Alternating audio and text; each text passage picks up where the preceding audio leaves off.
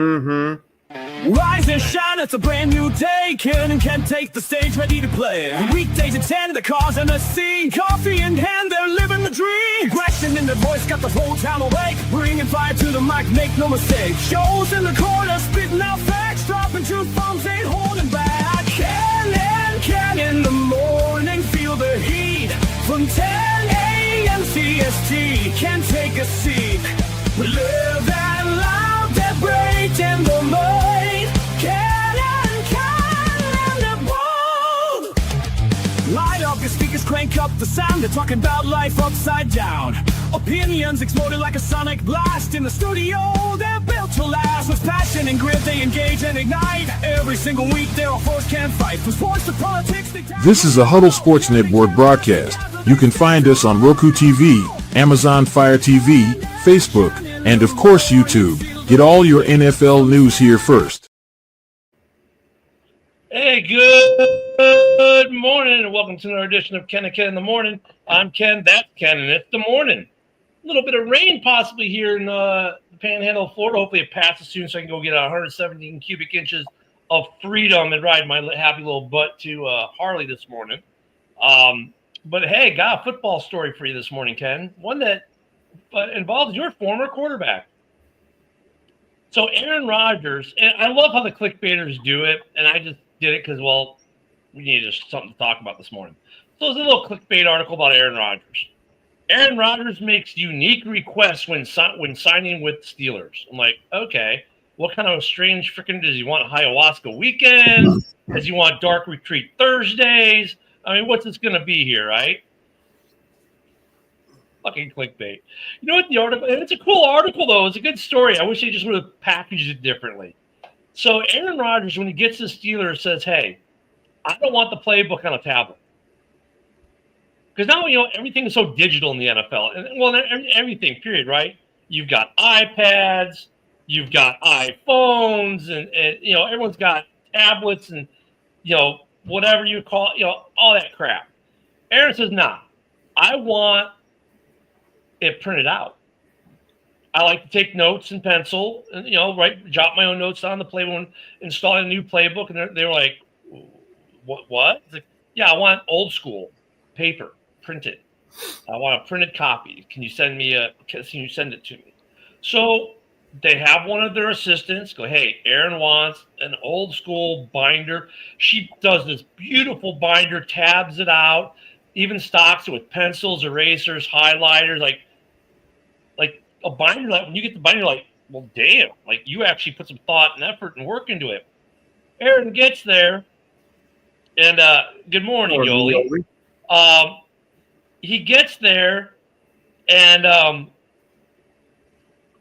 he's like, wow, he's blown away, but he already had his own. So he walks up, he goes to the quarterback's coach, hey, who made this? And he says, well, Chrissy, our administrative assistant, she made it. He's like, he goes up there and he profusely thinks, like, hey, I've already got my own. Here, this is awesome, beautiful. I don't want you to have to make any more because I already printed one off myself, but this is phenomenal. That's a great little story. I mean, it's not it doesn't mean anything on the field of play, but just something about Aaron Rodgers as a person, right? The dude wants old school, fine. That's one thing I kind of would expect that, right? He's an old school player. He's an old bastard. I mean, it's not even that he's an old bastard, but he's from that era. Well, he's 41. But I mean, he's from that era where it was paper, and the last 10 years it's become all digital. And he's like, look, some people, even in the kids today, still like that. Be able to touch it, feel it, jot notes, paper versus tablet. But then that he goes to the staffer and thanks her, applauds her efforts and her work. I mean, that's pretty cool. You don't see that in the workplace, no matter what the job is enough. Let alone it's Aaron freaking Rodgers. The dude can be a prima donna all he wants, right? He didn't have to go up there and thank her for making a binder, which is something that they should be doing anyways, probably, right? So that was a pretty cool little story this morning. Bill says they're winning 10 games this coming season. Yeah, maybe because the staff loves Aaron now. I don't think the staff loving Aaron's going to have anything to do with the win total. I know. Hey Nicholas, this shirt it is a Guns N' Roses shirt, but actually it's a Harley Davidson Guns N' Roses shirt from the House of Flames Harley Davidson dealership in Munich, Germany. Yeah, they did a concert series. They did some pretty cool shit over there. So yeah, I'm going to HD today. Paint by numbers, Jesus. Good morning, Bill. Yeah, speaking of that, he absolutely hates the new helmet they're forcing him to wear because the NFL banned the helmet he's wore for most of his career this past year. Well, wait, didn't he change helmets like 3 or 4 years ago when they already had the ban on like the original Riddells and all that? The one that he had switched to, they had banned that one too.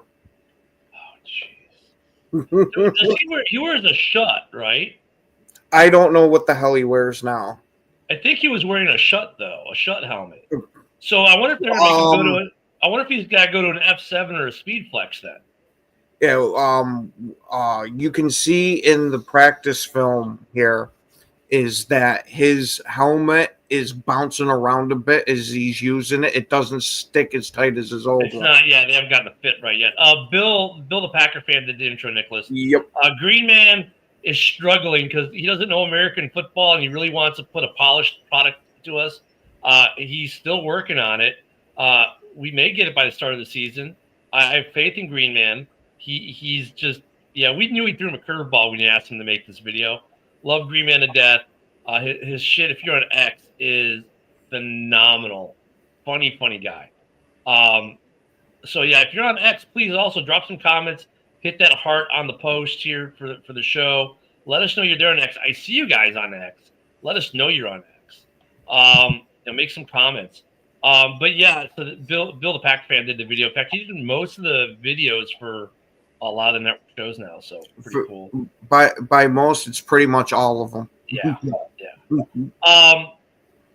Yeah, I mean, the Steelers, look, by getting Aaron Rodgers, they definitely up their shot.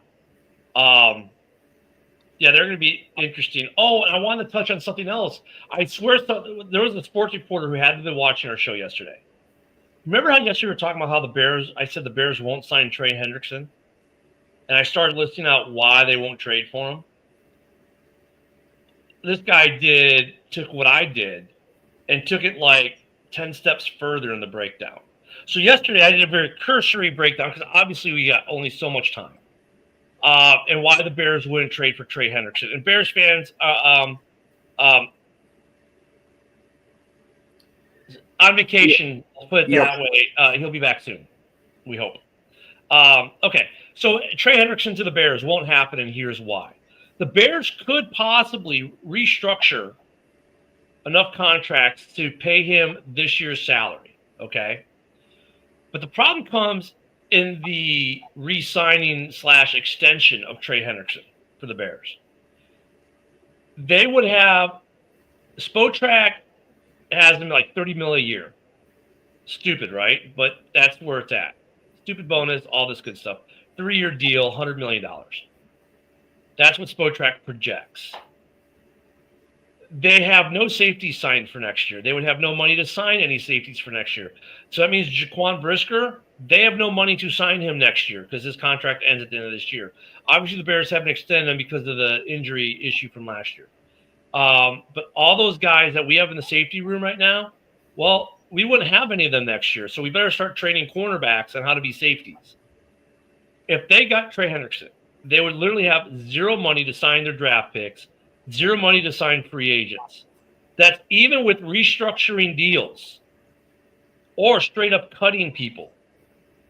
There is no financial way for the Bears to get Hendrickson and actually have a team worth keeping.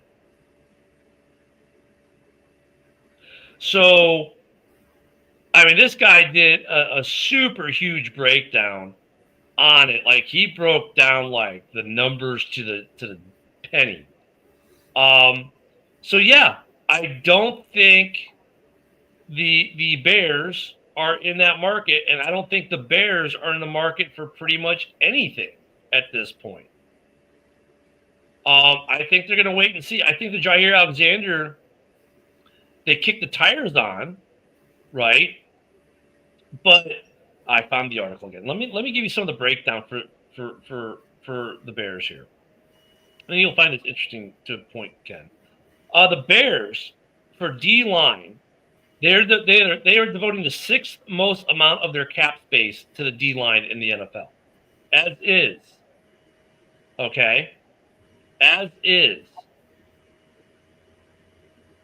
That's already a lot of money to put to your D line. If they did that, they'd probably be number one, right?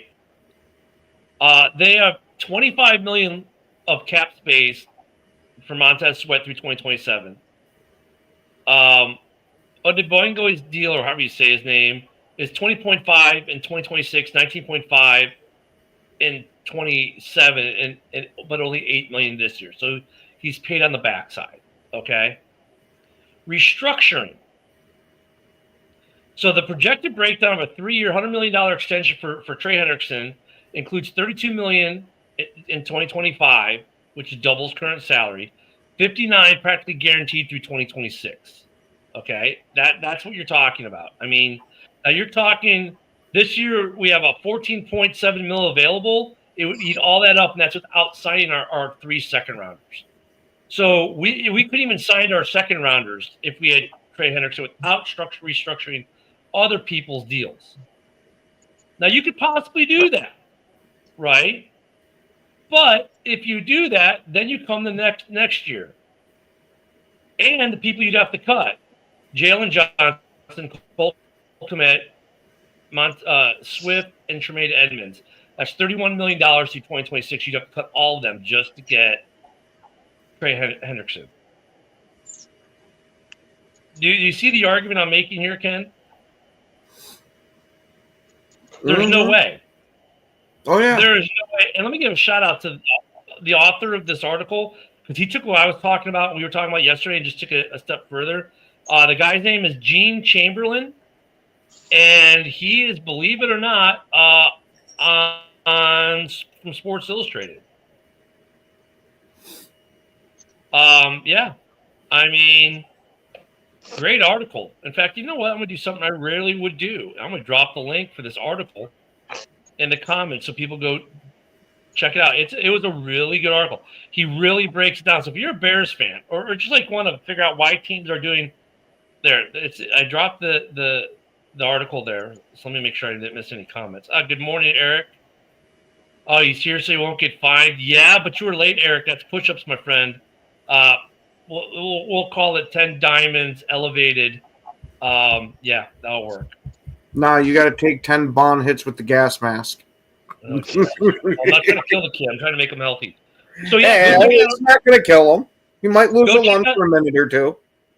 Go check out that article though, because it really broke down like why the Bears will not get Hendrickson, and it makes sense. And Green Bay must have got tired of sitting on the Bears then. I meant the Lions. I don't know why I said the Bears. They're too busy looking at you, and then Broski popped up. Hey. And look, and Mitch has added to his morning routine here. Good morning, Broski. I don't know if you heard what I was just talking about the Trey Hendrickson, why the Bears won't get him. Yeah, I did.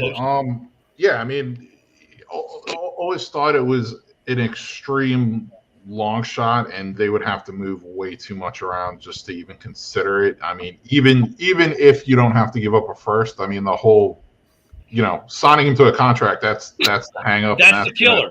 That's throwing a wrench into all the Bears' future plans and spending and re-signings. So, yeah. And you're basically a one-and-done team, because if you can't get it done this year, you have no safeties under contract. You'd have to get rid of all your big contracts almost in order to keep this dude. That's a good article. He really broke it down well. But yeah, for sure, Edmonds, Kmet gone, Swift gone. They'd all have to be gone, and then some. And then you can't sign your draft picks. You can't sign any free agents. You can't do anything. Yeah, for sure. And some of those guys might be cut anyway, just to sign, or extend some of the other guys. But yeah, safety and defensive end. I mean, I feel those need to be considered, like, taken very highly in the draft next year for the Bears. Like I don't think we're doing anything with free agents, Broski. I don't think, unless something happens at camp, If let's say Deo just looks like complete dog shit by to the coaches, right? I don't think they're signing anyone, and even at camp. I think they're at the point, honestly. When you and I were talking about it kind of after the fact yesterday, yeah. I mean, I do think like the coaches, it's a brand new coaching staff. They're here, they're getting paid, they're getting pumped up to coach players up. So it's going to take them a little bit longer. They seem to be a more thorough coaching staff, so they're going to take their time and really see what they have with some of these guys, like the Dominique Robinsons, the Daniel Hardys, the Bookers, and see if they can coach them up to get them to that level. And again, at the end of the day, like week 1, end of week 2 at camp, if they're not comfortable with that, then yeah, maybe they look into like just like a 1-year deal with one of these veteran DNs, but maybe not. Maybe they're comfortable with these guys and are like, let's just go with what we have. So because if I named the show today that 30 of the 32 second-round draft picks have yet to sign. For the Bears, that's three guys. That's going to drop us to under $10 million in cap space. Oh, dude, and that's throwing a wrench into a lot of teams' plans right now. I mean, you can't really know what you have to spend until you get everyone signed up that you need to first. So, yeah. So I mean that's yeah. I mean, really, barring an injury, and like I said, the teams want to have money. Like the Packers would never go spend full cap coming into the season. The Raiders would never spend full cap going into the season. Why? They need to have a cushion in case there's an injury and they got to go out and sign a guy. And guys get signed during the season all the time, right? They move a guy from the practice squad. They have to have cap space for that because the money changes.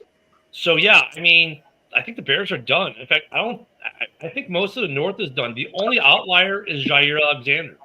And Jair Alexander, I think teams in the North and other places are evaluating not just their cap space, but, okay, if I'm going to make an adjustment to my cap space or do something to shift some money around just to get this guy on my roster, is it going to be worth the money or the time and effort that's going to take me and my planning, my current plan and future plan to add Alexander? So is he going to be, they're doing that cost benefit analysis on it. And that's an interesting discussion, actually, for in general, not just the Bears. Yeah, and the Lions are pretty much the only team left that has a ton of cap space in the division. So, but we know how tight they are. So, we'll see. I mean, Ken, Jair was your guy. So, do you think a GM is going to be willing to move anything around to, let's say your team like the Bears, you're up around, you're going to have about $10 million in cap for this year. And there are a couple teams like that who are going to be in the Jair discussion, right? Is it worth it for those teams to move cap space around to sign Jair Alexander, or should they pass? Yeah. With his health being such a question that it is, I find it hard that any team's going to want to give a shit ton of money to this guy.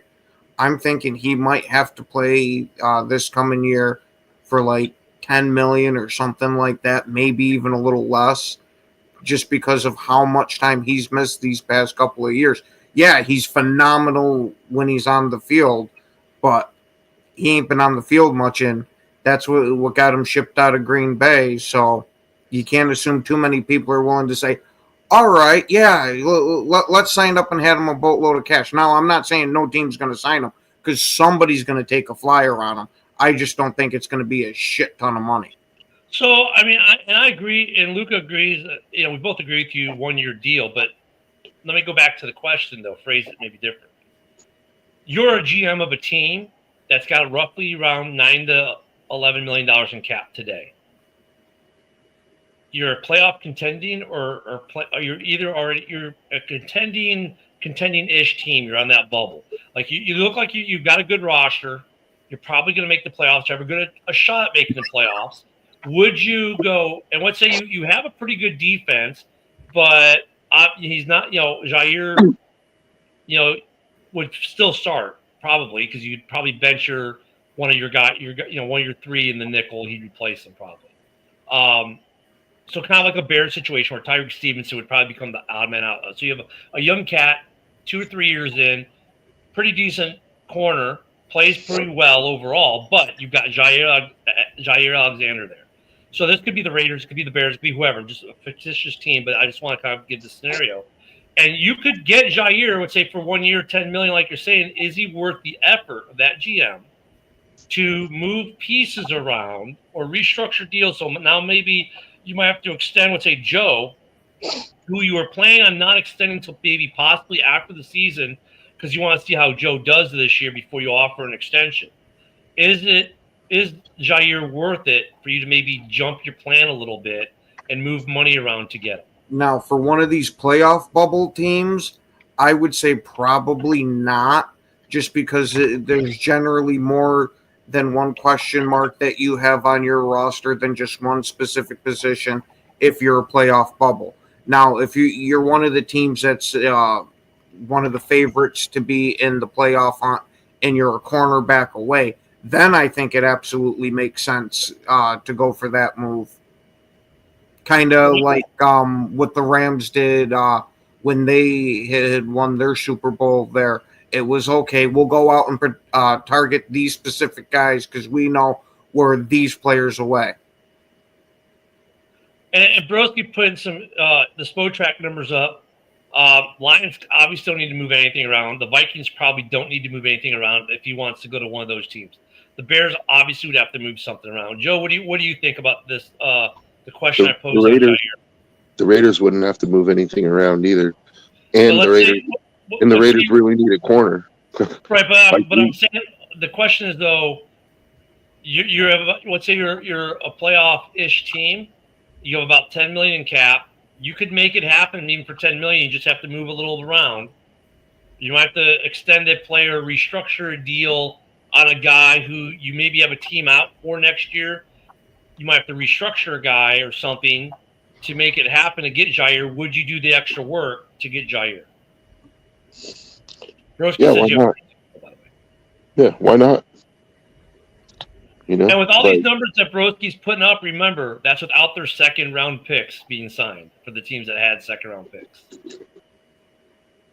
Yeah, like, honestly, it's one of those things. You have to measure, risk versus reward. And if healthy, if fully recovered from his injury, like, Jair's probably going to be definitely a top 10, possibly a top 5 corner in the league. So, a team that needs cornerbacks, such as, Detroit, in my opinion, Minnesota, in my opinion. Yeah, I mean, I think Green Bay's cornerback room is a shit show, but, they decided to move on from this guy. Yeah, I mean, I'm just shocked the Lions haven't made an offer, or the Vikings. And Luka, with the extension to Oliver, sometimes Spotrac takes a day or two. Sometimes it happens within hours of the news breaking. Sometimes it does not. You'd have to go on Spotrac and see if they've got the updated contract. Like, actually click on him. But so you might not be out on Jair. Even if you did the extension, you probably have money. Because the money, remember, that doesn't affect this year's cap. The extension probably affects next year's cap. So you still have $20 million in cap this year. Next year's number might look different. That's all. The other thing about, let me see. Okay, Bill, we'll get to that when we get to that because we're talking about something different right now. The other piece that's interesting here with Jair Alexander is not just the health, but like maybe some of the antics. I'm sure the whole captain thing was kind of blown out of proportion. I'm sure. I mean, we blew it up because we're Bears fans. Of course, we blew it up at the time. The cap space issue is going to be hard for a couple teams. Like, Miami could use them. And we talked about a bunch of teams in the AFC who would definitely get them. And if he played 7 games, 8 games, 9 games, that might be enough for some of these teams. But I agree with Ken, though. It's probably got to be $10 million or less. And it'll be interesting to see if he gets picked up. I mean, he's the biggest cut right now, name-wise, for potential. That's a free agent right now. Yeah, see, a lot of teams are in cap hell before there's gonna be a lot of changes. Then the next offseason will be interesting, Luca, for sure. We'll probably see a lot of restructures and cut players. So I think Jair's gonna be an interesting situation. I wonder if he goes to a team like Carolina, they could use him. I don't know if he goes to like Washington because I'm not sure how much cap they have left, but they could use him. The Eagles have a strange way of getting guys. The Jets do too. I don't think the Jets have any real shot unless nobody else wants them. Because I don't expect them to make too much playoff noise. I mean, I don't know. Ken, do you read this as the Packers respecting them, or the Packers just waiting to June 1st to save more money? I think it was they were trying to get it done with the cheapest deal as possible, and they were holding out hope that he would eventually take it. And once they realized that there's no way he's taking this, then they finally said to move on. And I think there are some people that see if Jalen Ramsey gets released as well. That probably plays a little bit of factor, but you know what? You got to say the inverse. The Dolphins are looking to see what happens to Jair before maybe they do something with Ramsey. I mean, there's an interplay between the two, right? Because now teams don't have to trade for Ramsey to get a good corner; they can just go sign Jair. So that just hurt their trade market. You would think it did, at least, wouldn't you?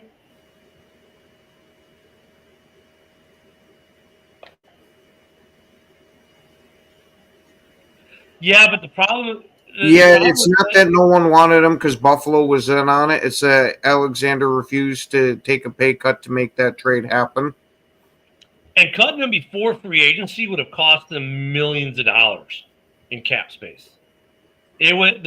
Remember the June 1st number in most. But it kind of is a little null and void with that argument because of the cap hit being split between 25 and 26. We took all the 26 money and put it into 25 anyway. So it was like we just released him at the beginning of the year. Well, it wasn't his cap hit. It was significantly bigger, though, pre-June 1st. So, and that would have that was because it was going to be split over 2 years, but we just put all the money into this year. Right, but you would have had money this year and next year would have been a bigger number in general. Like the way that works is the cap hit this year. Just let's say I think right now the cap hit was $6 million.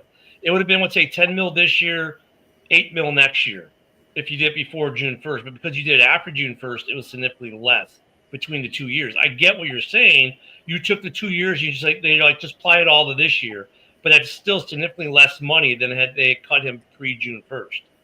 That's the whole reason you have that date, that delineation of June 1st. Yeah, it's because you can split the money between 2 years at that point. No, but it's also the total number is more expensive pre-June 1st between the 2 years. They saved a significant amount of cap money between the 2 years by doing it after June 1st. You see what I'm saying? Like if you did, let's say for sake of argument, let's say I was going to cut you, and if I cut you pre-June 1st, I know I have $15 million dead cap this year. 10 million next year. It's 25 million dead cap. If I cut you after June 1st, let's say that number goes down to 1 million and 3 million. Now we have 4 million between the 2 years. You see what I'm saying? That's the way that's designed. So it's not that you still have that cap money over 2 years. The Packers said, yeah, well, we'll take both years of it and put it all in one, but still less money than had they done it pre-June 1st. That's why there's a designation there.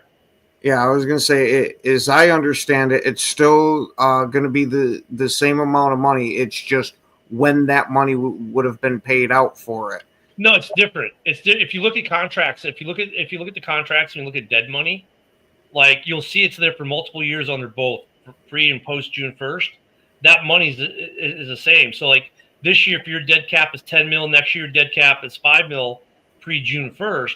That's 15 mil for the 2 years if I cut you before June 1st. If I look post June 1st, let's say it goes down to 5 mil and 1 mil, now it's only 6 mil for the 2 years. You know, there's an easy way to solve this. You could go on Spotrac and. No, that's what I'm saying. That's what Spotrac shows you, though, because I've looked at them enough. So, yeah, can the NFL just send me the dead cap money? Thank you, Luca. Yeah, you need it for as much road dogging as you do. So That's why the designation is there. That's why people wait till after June 1st. So it's not that the Packers respected Jair Alexander. They wanted to save money.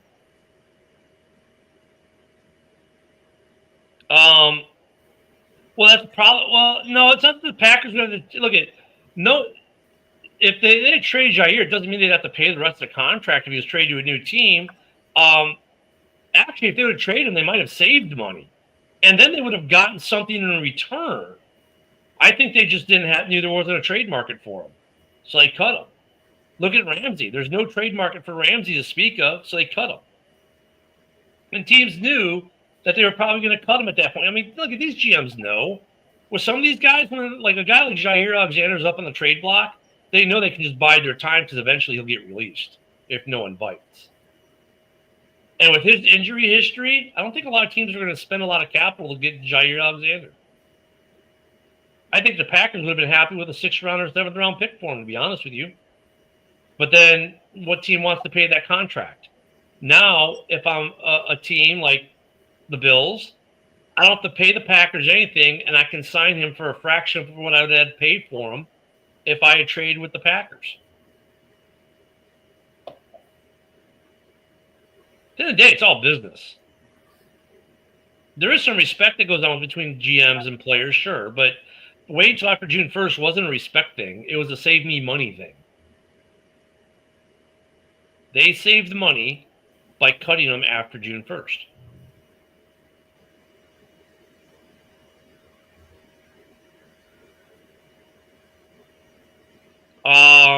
Well, yeah, no. I agree with you. See that, Philip? Yeah, this I agree with. I would rather be cut in June than in August. And if I'm the Packers, I'd rather be done with him now than in August as well. Right? I mean, if you're the Packers and you know you're just not going to re-sign this guy, Ken, you know you're not going to re-sign Jair. Do you want to keep him around the mini camp or the camp, or do you just want to get rid of him now and move on? Like, I was going to say, if he's not going to be on the team this year, you might as well hurry up and get it done sooner than later. Yeah, right. Joe, rip the Band-Aid off, right? I mean, Broski, would you keep a guy in the roster for an extra month or two if you know the odds are stacked that he's not going to be on your roster? In this case, I would highly consider it, just because I think there's a really good chance he signs with the Lions. So, yeah, I'm holding him on the roster as long as possible, just to, give him less time with his new current team, which is going to be a division rival. Fair enough. Yeah. And then, of course, the other thing that's throwing a monkey wrench into all the stuff with Jair Alexander and Trey Hendrickson, which is one of the ones I started off with this morning, is teams still have to sign their 2nd-round picks, and they're still trying to figure out what their cap is going to be. They probably have a basic idea because, 2nd-round picks can only make so much money, right, by the structure.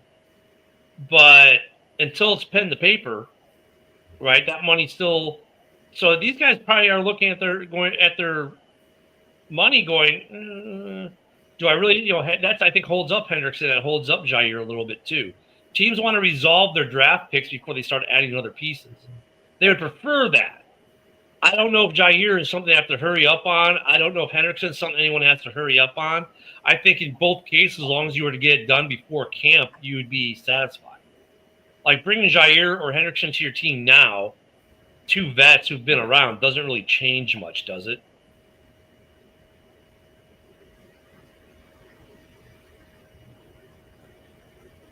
So I don't think it makes a difference when you get Jair or when you get Hendrickson to your team. And that's the other question. Does Cincinnati, what's up with that drama? Like, are they actually, I mean, the dude's in command of a crap ton of money. He is their defense. So if you're Cincinnati, what are you doing with Trey Hendrickson? What's their Spotrac? Do they even have the money to keep him? I was going to say, we've seen how many times that these GMs can pull this freaking cap magic when it comes to shit like that.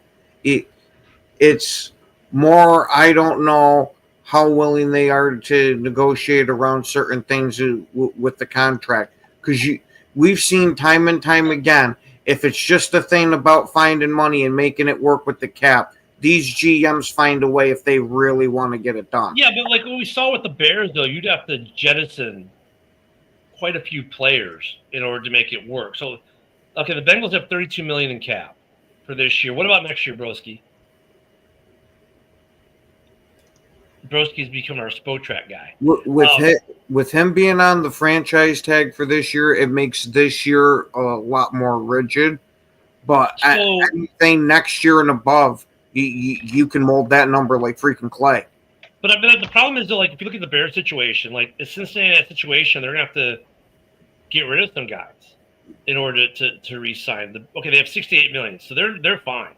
They've got the money, and I think they've got the receivers and quarterbacks done. It might just be that they're not too fond of paying a guy his age that kind of money. Yeah, but we're seeing these guys. Look at Khalil Mack. He's going to be 35 this year, and he's still killing it. Yeah, but he's more of an outlier. Yeah. Sure, but Trey Hendrickson last year, I mean, he's still at the super high level. I mean, yeah. But Khalil Mack is making like 13 to 15 million, not 30 million. Yeah, but I mean, he was making like 20 or 30 mil last year, though. He was still getting paid the new contract. Yeah, you're right, Joe. But the contract he was just off, I think he made 25 mil last year. I don't know. Cincinnati's like an odd situation. It's just a different situation right now. Like they have that super young head coach, right? They still have that Zach Taylor, I think. Isn't that his name? Zach Taylor? He was like the youngest head coach ever, or one of them, and he's still only like in his early 40s, I think. And remember when he got there, like I think like, they made a couple, didn't they? They made a couple AFC Championship games, like right off the bat, I believe. And then, but I mean that was years ago now. Like they haven't done anything in the last like 4 years. So it's kind of like, and he's been there. I want to say like, dude, he's probably been there like 6 seasons now. So if you haven't done anything in the last 3 or 4, it's kind of like, he's got to be on the hot seat. And it doesn't seem like that organization's run very well. They're very they did the great thing though. They actually selected a true franchise, truly elite quarterback. And when you do that, even a piss poor run franchise will, hang in there for a little bit, I guess. But I think that's even faded now. I think his job got saved by the push they made last year and the way the team responded to him. Because if you watched Hard Knocks, like they respond to him. He has that locker room. I think their problem is defense. Like that's got to be the frustrating thing in Cincy. So like, why don't you just get a contract with Trey Hendrickson, get him extended, and you know what? Take the flyer on Jair Alexander because your defense isn't that good. You've got a good team offensively. You've got a phenomenal offensive team, right? Your offense can move the ball. It can put up points. It's your defense, even though they had a couple moments of glory last year because of Trey Hendrickson, right? They're hurting. So give Trey the money, get Jair on a flyer $10 million year deal, prove it deal, and make a good run in the North this year, and then hopefully draft some good defensive players in the draft next year. Well, it certainly appears that they have the cap space this year, next year, to re-sign, to extend Hendrickson and sign Jair and give him a deal. And I'd like to see that happen. That way he's out of the division. Like the last thing I want is him to go to Detroit or Minnesota, and all of a sudden he's back to being like elite cornerback level. Jair still gets to play the Packers that way because we played AFC North this year. So Jair still can get his revenge on the Packers this year. Sorry, Ken. But that would work for him, right? And then he's on a playoff contending team, which I think is where he wants to go, a team that's going to be, contending for a playoff run. I mean, he could do that with Cincy. He definitely would make that defense better if he's healthy. A lot better. Oh, absolutely. How are we going to say shit? You see, last year how our number of sacks changed from the beginning of the year when Alexander was there to that middle part where he wasn't, and we still hadn't figured out a way how to generate pressure because he locks these people down so much. It gives you that extra half a step to be able to get home. And you know what, Ken? You bring up a good point there because that changes the Packers' defense this year as well. It changes a guy that you really love, the interception magnet, who just gets balls just get thrown to his direction. But a lot of those games Jair was in, he was a recipient of balls getting thrown to him because they weren't going at Jair. Yeah, because they were going opposite from him, and now he's the guy you got to worry about. So, and that's it. I don't think teams are worried about him as a cover guy. Like, he's a ball hawk, yes, who's taking advantage of situations because Jair helped create it. I mean, look, and that he's gonna have to prove it though, Ken. Like, you may think. I hope they target him like that. Well, I think they're gonna. I don't think they're afraid to throw at him now with Jair gone. I mean, that's the thing though. That changes the whole complexion of that Packers defense that played so well last year. It does change the complexion of that defense a bit. Like, it's kind of significant. It did last year, but we only had him for the beginning part of the year. Once that defense actually really started to gel, it is when that defense took off, and he wasn't a part the of Bears moved the ball on you with a shitty offense without Jair. If the Bears last year with a shitty offense could move the ball on you without Jair, what do you think a really good offense is going to do? Honestly. We're gonna say we did a pretty decent job of holding Philly down from scoring a shit ton of points. You won by 1 point and lost by 3 to the Bears without Jair, and that offense was ineffective all year. Reality talking here. Because look at my offense wasn't that good last year. What can happen in games?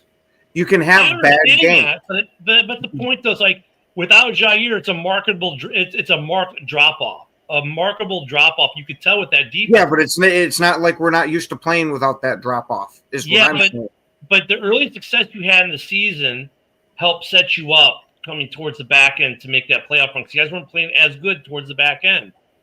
Defensively, you were still a good team. But what I'm saying is there's going to be a drop off now from the jump. Like, now you have to account for teams that are going to account for that Jair not being there now. Obviously, and the game plans are going to be skewed that way. It's going to make an impact on the Packer defense. And look, at Goody knew that going in. He's got to feel confident in the guys coming up. I get that, but I still think it's like with Ragnow leaving Detroit. There's going to be an impact there for that defense, just like there's going to be an impact for Detroit's offense. Almost all of last year. You know what's funny, Broski, Joe? Tell me Ken is not sounding like a Lions fan after Ragnow retired. I know. Apples and oranges. We're going to compare these two things, and we're going to make it sound like apples to apples. What I was going to say to Packer fan Ken is, like, you have Nixon, Hobbs, Valentine, and Bullard. Is that like one of the other guys in the mix? Yeah, he's there, but I don't know how much playing time he's going to get. So I was going to try to get like your take on them. Like, do you consider Nixon the best of that group, or? No, I think Kerryon Valentine is the best cornerback that Green Bay has. Nixon is serviceable on the outside. It's not like, oh my God, I think this guy's just going to be burnt toast all the time.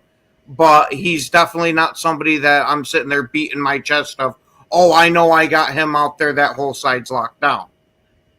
Hey, real quick, because we don't do politics on the show, and Joseph was trying to be political here. You mean for the Army's 250th birthday? Let's be clear about that. It's the Army's 250th birthday. It just happens to coincide with the president's birthday, but make no mistake about it. It's the Army's 250th birthday, and, well, they deserve a parade. So please keep your politics out of the football show and show some respect to my profession. Thank you. Sorry.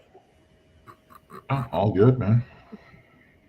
Look,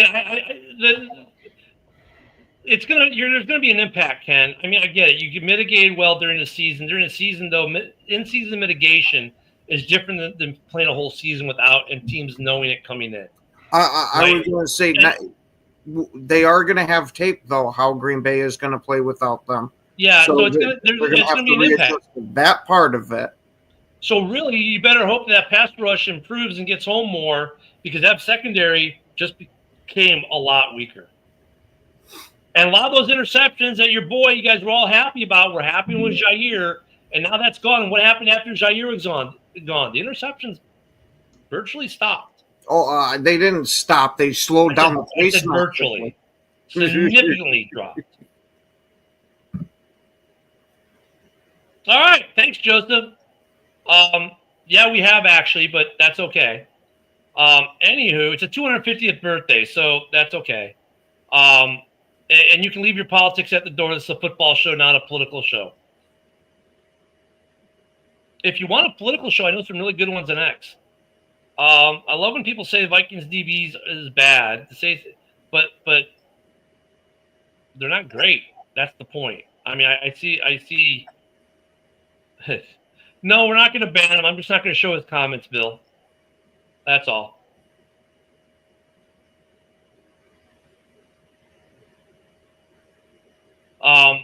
So yeah, I mean, the Vikings defense is good. They got a good pass rush, which makes their DBs look a little bit better, and they get some opportunistic. And look, you don't have to have the best DBs in the world, right, to have a functional, serviceable DB room if you've got a really good pass rush. And Luka, that's one thing your team had, a good pass rush. Yep, happy birthday, Army. Happy birthday to the Army. Shout out Motown Mitch. And Joseph finally, well, no, he just got him a timeout.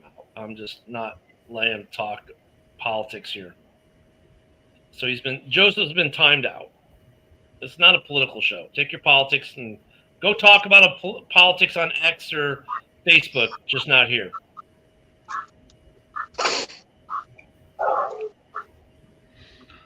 That's right, Paul Jones. Yep.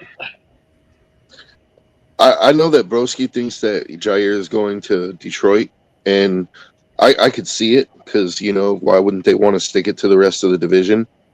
But I really think there's a better than zero chance that the Raiders are going to make an offer because Jair would instantly become the best corner on our roster. Yeah, I mean, I can't rule that out. I mean, and it's a logical thought for sure. Like, even the Bengals, like what Ken said, Raiders, I mean, all those teams could really use them. They could afford them. You know, the Lions, the fact the guy's coming off a torn PCL just is like, oh my God, that's the exact player that like Brad Holmes wants to go after. He has fetishes for injured players. Like, you know, he's like Mr. Ambulance Chaser. So, I mean, that's just, you know, like a total layup for me with him signing in Detroit. But like you said, Raiders absolutely make sense and can afford him. Bengals. What do you think, Ken? Do you think Jair? Shit. If there's a possibility of him going to Vegas and they need a little extra help getting it through, I'll host the fucking webinar to help him fucking bridge that fucking gap. Before I go, Bill, to your question there for Ken, let me give my little take on this. It was Jair. I think there are a lot of teams that A, have the cap, B, could use his services, and C, will be willing to kick the tires. And it's not just the Detroit Lions. It's not just the Minnesota Vikings who like to take players off the Packers because, well, they've had good luck. And yes, Nicholas, you made me laugh at that comment. That was funny. I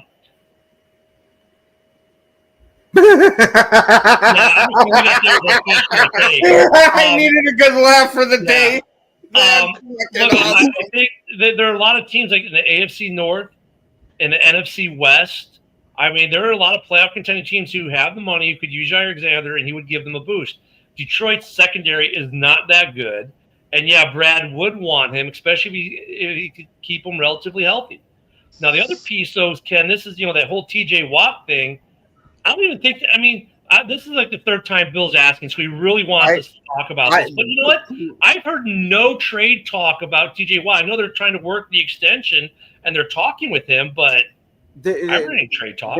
There's a bunch of trade talk as in speculation from opposing fan bases. So fans are talking it up. That want him to come to their team. Yeah. Now, I'd absolutely love having TJ Watt there, but I don't know how much I'd be willing to give up for him just because of him starting to get a little older. Granted, I'd still give up premium for him, but I'm not selling the farm to get the guy. Yeah, Nicholas, Joseph is a hard egg to crack. I mean, look at that head. See, there you go. I got a laugh out of him. See, Nicholas, it ain't that hard. You just got to try harder. Yeah, I've heard no talk about them shopping him or nothing. Yeah. I just TJ Watt. I was going to say that I think what fuels some of the speculation for TJ Watt is the fact that they drafted Jack Sawyer, who's, kind of similar in profile to TJ Watt for a number of reasons. I don't think TJ Watt's going anywhere. I don't think Michael Parsons is going anywhere. 50-50 on if Trey Hendrickson does. But honestly, most likely he won't because the Bengals can't afford him. They actually can afford to give him a contract. So, it's off season. It gives us something to talk about for sure. Mm-hmm. And Paul Jones, I know you're not sitting there with Detroit and especially Flint's water talking about being tainted from Green Bay water. Yeah. Come on. Yeah. You can't be serious now. Yeah. Two places that can't talk about other people's water. The Detroit Flint area and New Jersey. I mean, look, when it comes to TJ Watt, like, first off, you're probably the asking price is multiple first rounders, probably, or first rounder player package, whatever. So, and then you've got the money piece of it, and I don't think the Steelers are trying to move on from him. It's just fans talking. Like, you got all these fans' ideas, like, maybe entitled to compensation. Well, quickly reach out to your law firm. Like the host of my favorite Lions show says, Flint, where the water is shit, but the tires are good. Yeah. Hurry back, JB. Hurry back. I mean, well, here's the thing. Wait, so why the Packers shop? Because that's because they did, and Buffalo wanted them. Alexander just didn't want to take the restructure. Yeah, it came. The Packers ended up cutting them financially. It's a financial cut. Not that, and now, like, you get players who sometimes need to learn the hard truth of the business of the NFL. And is Jair good when he's healthy? Oh, yeah. Everyone will tell you that. The problem is he thinks he's worth, let's say, JJ money. Pick a JJ, receiver or safety for Chicago. Pick a JJ. He thinks he's worth somewhere in there between 20 and 30 mil. He's not, because he can't stay on the field. And the Packers are like, look, I'm not going to pay you that. They did say, however, hey, we'll give you a good base with a lot of incentives. He's like, well, I don't want to have incentives that earn my money. And they said, well, look, I'm not going to extend you for this money. That's what got me about all this, is that they gave him the full value of the original contract through incentives. That makes you wonder, how much does Jair trust his knee? So exactly, Ken, exactly. So, like, the Packers finally said, well, look, if we're at an impasse and it's a bridge that we can't cross because, well, A, you're not willing to work with us. We've given you an option to make the money you're asking for. And you're saying no because it's too much work, or I don't trust my knee, or whatever reason it is. So he has to learn that hard truth. Now he has to go sign a prove-it deal to get paid again. And that happens to players in the NFL quite often that are good. And sometimes teams get burned by that player, and it works out great for them, i.e. Minnesota with a running back last year, right? It happens. Other times, the team that released them were proved right, that they weren't worth the money they were asking. So it's a 50-50 shot, maybe. So if you're a GM, like in Detroit, and your secondary could use a boost, Jair, you might be able to get now on a $10 million deal with incentives to possibly make more, because now any team that signs them is going to have a snap percentage rider in there, games played rider in there. They're going to have all kinds of riders in there because Green Bay just said, all right, well, guess what? Good luck. No one's going to give him what he wants. So now he's that's why I didn't know why he didn't agree to take that restructure there and use that as the prove it deal. Yes. What's funny, Nicholas, is the old lady and I've been going through all the old Halos, and I've been taking her through them so she can actually beat them now. He's talking about this. Yes, I know. Okay, just making sure you know. No, I've only played Halo since I was like just 13. making sure you've come down fully off the ayahuasca. That's all. But Believe yeah, me, if I was on ayahuasca, we'd have a lot more interesting show. but Paul, I mean that's how that worked though with his deal, and so like, look, I don't think he'd be a bad signing for the Lions. He'd be value added, even if he played half the season, right? He'd be value added to the room. And I think the other piece that goes with Jair and why the Packers cut him is the relationship got bad between the front office and Jair Alexander. And I'm not saying it went bad between Jair and players, Jair and coaches. No, the front office, it went bad. And that bad blood that was created through this process kind of also puts him at a point, like even if we re-sign him, he's always going to have some resentment to the staff, which will bleed out into the field a little bit. As much as you try to say it doesn't, it does. Yeah, so when LaFleur was talking about it, you almost got the sense that LaFleur was fighting to keep him. And then when you listen to Goody and Murphy talk about it, it's like they couldn't wait to get the guy out the door, especially Murphy. So I think he might have had a beef with Murphy. Yes, I mean, that happens, unfortunately, quite often, Paul, in the NFL. I mean, we don't always hear about it, but it happens quite a bit with players who get released. I was going to say, not even just the NFL. That's what happens when you get multiple people together. You're gonna have some people that are awesome on their own and they're your best friends, but when those two get together, holy shit, you don't even want anything to do with them. So the Trey Hendrickson, Jair Alexander, and to some degree to TJ Watt sagas will be something worth watching this summer. I think TJ Watt gets a deal done. I don't think the Bengals are able to move off of Hendrickson.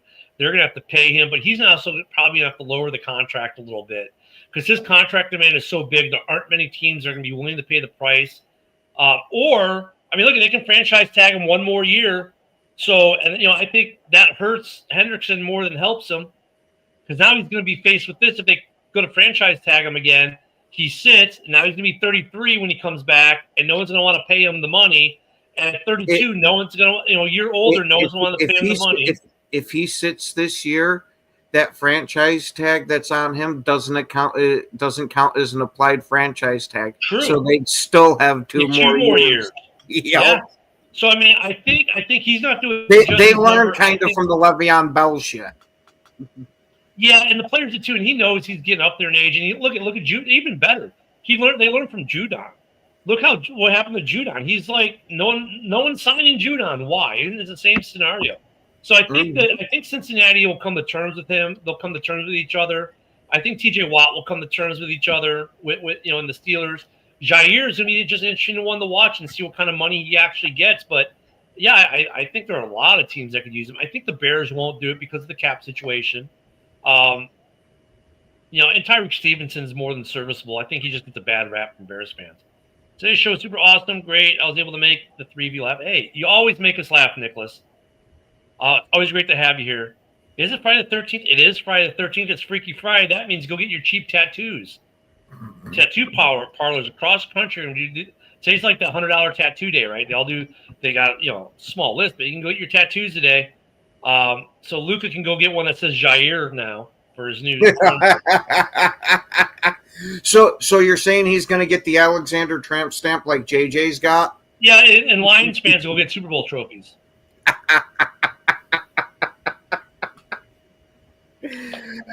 Just keeping it real here. Or they could get a Smurf. They could get Smurf tattoos because that kind of represents their cornerbacks they have on the team.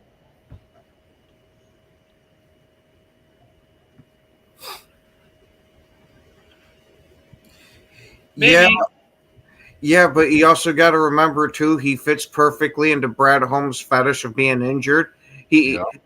As soon as he heard of that, he's probably saying, "Oh my God!" It's going to be a 1 year. And Brent, before we run out of time, because we got about a minute left, it's probably going to be a 1 year deal. Jair signed. It'll probably be a 1 year deal, so don't worry about next year's money. And we're less than about a minute here, so thank you for everyone for watching. Sorry for someone making political comments in the show. We can't always control that. But happy birthday to the Army as well. Thank you for the comments. Thank you for the views. Thank you to the panel members, everyone who's been on the show. Have a great weekend. Don't forget, you can catch us, the Packer Backer Boys, tonight. You can catch Red Zone Rant this weekend and Open Mic this weekend, House Hall on Sunday. As far as this show, we'll see you right back here next Monday after you've had a phenomenal weekend of cooking out swimming in the pool, going to the beach, or doing whatever it is you do on the weekend when there isn't football. Maybe watching some baseball. Go Cubbies. Or the NHL Stanley Cup. Isn't there a game tonight? I believe there is. So go Florida Panthers. Beat that team from Canada. May they never win another cup in Canada. Anywho, have a great week, everyone. We'll see you Monday.